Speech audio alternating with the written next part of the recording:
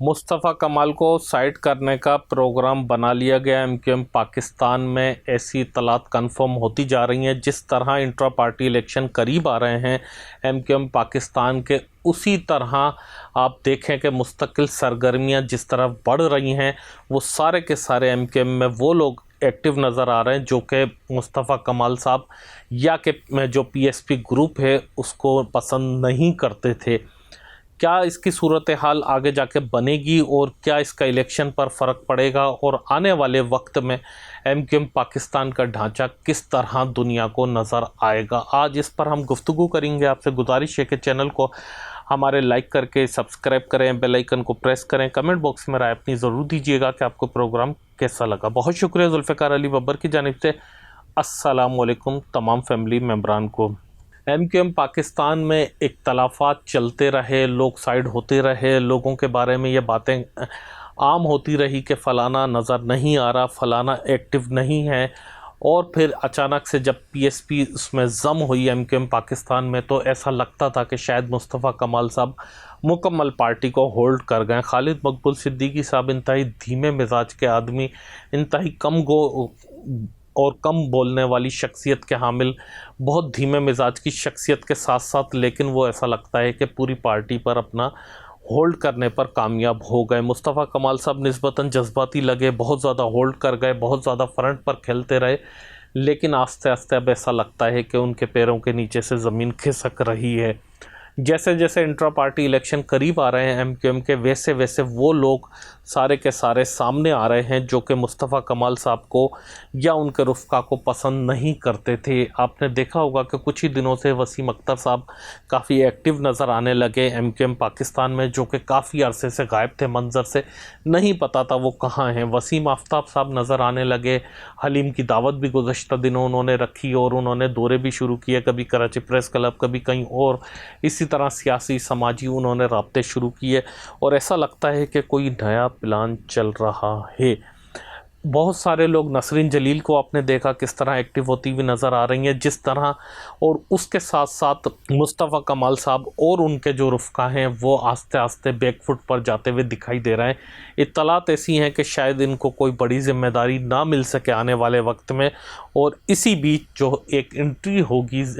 अचानक से, वो साबिक गवर्नर कामरान खान टेसूरी की होगी और उनको एक अहम ओहदा दे दिया जाएगा एमक्यूएम पाकिस्तान में। और इस वक्त तक जो इत्तलात हैं, आने वाले वक्त में क्या मूड बन जाए और क्या पॉलिसी तब्दील हो जाए उसके बारे में नहीं कहा जा सकता, लेकिन इस वक्त तक जो इत्तलात आ रही हैं, जब तक हम प्रोग्राम रिकॉर्ड कर रहे हैं, कि चेयरमैन शिप को खालिद मकबूल सिद्दीकी साहब ही कंटिन्यू करेंगे और मुस्तफ़ा कमाल के इख्तियारात और उनके पावर बहुत महदूद कर दिए जाएंगे और वो गैर एलानिया तौर पर बिल्कुल गैर फाल, बिल्कुल उसी तरह हो जाएंगे जिस तरह हमने माजी में बड़े बड़े एमक्यूएम के रहनुमाओं को देखा कि वो या तो दुबई चले गए, अमेरिका चले गए, यूरोप चले गए, या फिर पाकिस्तान में रहते हुए भी बिल्कुल खामोश हो गए। जिस तरह इस वक्त आमिर खान हैं, जिस तरह वसीम अख्तर मैंने कहा था कि रहे थे, जिस तरह वसीम आफ्ताब रहे थे, जिस तरह वो बेशुमार लोग, ऐसे बेशुमार रहनुमा हैं जिनके अगर नाम हम गिनवाना शुरू करें तो एक तवील फहरिस्त होगी। इसको एक खालिद मकबूल सिद्दीकी साहब की बेहतरीन हिकमत अमली भी कहा जा रहा है, और दूसरी एक और चीज़ भी कही जा रही है कि शायद वहाँ पर भी इतने ज़्यादा जो है ट्रस्ट नहीं किया जा रहा मुस्तफ़ा कमाल साहब गो के करीब उनके बहुत ज़्यादा हैं, बहुत ज़्यादा उनके पसंद हैं, लेकिन शायद इनके जज्बात की वजह से शायद इनको उस तरह नहीं पसंद किया जा रहा कि इन पर इतनी ज़्यादा ज़िम्मेदारी दी जाए। इसका सबूत 2024 के इलेक्शन में भी आपने देखा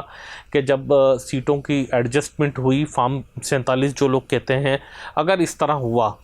हम तो किसी बात को नहीं कह रहे, फार्म 45 या 47 की एक अलग डिबेट है, लेकिन जो सीटों की एडजस्टमेंट जितनी भी की गई, तो सारी की सारी सूबाई असेंबली के जो लोग हैं वो मुस्तफ़ा कमाल साहब के उसमें ज़्यादातर अक्सरियत लोग हैं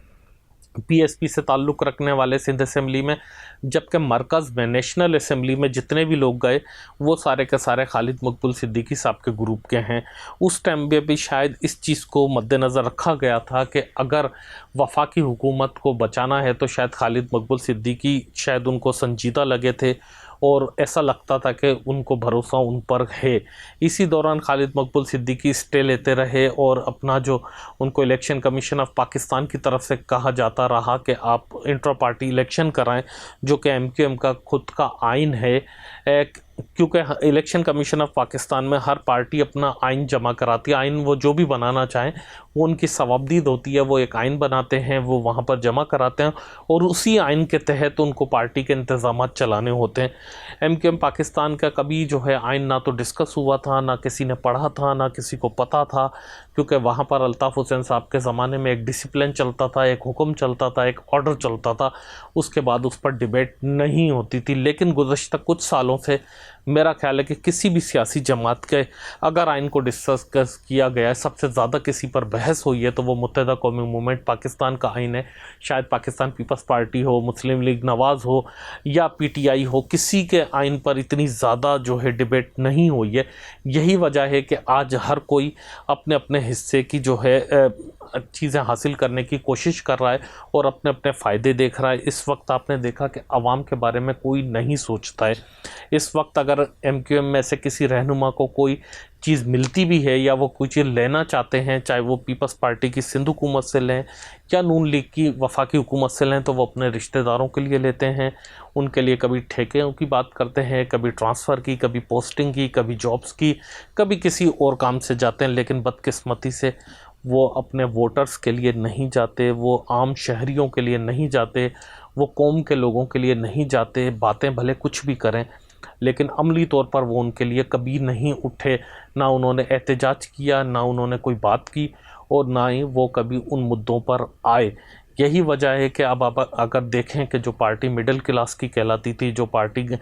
غریبوں کی جماعت کہلاتی تھی، وہاں کے رہنما بھی شاید پیپلز پارٹی کے وڈیروں سے زیادہ بڑی گاڑیوں میں آتے ہیں، شاید ان سے زیادہ بڑی جائیدادیں بنانے میں کامیاب ہو گئے، شاید ان کا اسٹیٹس بھی ایک عام اردو بولنے والے سے بہت ہائی ہے، وہ ان کے ساتھ رہنا پسند نہیں کرتے، ان کے ساتھ بیٹھنا پسند نہیں کرتے، ان میں رشتے کرنا پسند نہیں کرتے۔ جس چیز کے خلاف یہ پارٹی بنی تھی، آج وہ سب کچھ بدقسمتی سے اسی پارٹی میں ہو رہا ہے اور کوئی روک نہیں پا رہا۔ آپ لوگوں کی اس حوالے سے کیا آراء ہے، کیا مشورے ہیں، کیا تجاویز ہیں، کمنٹ باکس میں نیچے ضرور بتائیے گا۔ مجھے اس کا انتظار رہے گا کہ آپ کو پروگرام اچھا لگا، برا لگا یا زیادہ برا لگا، ضرور بتائیے گا۔ اور ایک آپ سے گزارش ہے کہ جن دوستوں نے ہمیں ابھی بھی فالو نہیں کیا ہے، کائنڈلی فالو کر کے گھنٹی کا بٹن ضرور دبائیے گا اور اپنے عزیز و اقارب سے شیئر کرنا نہ بھولیں۔ اللہ حافظ۔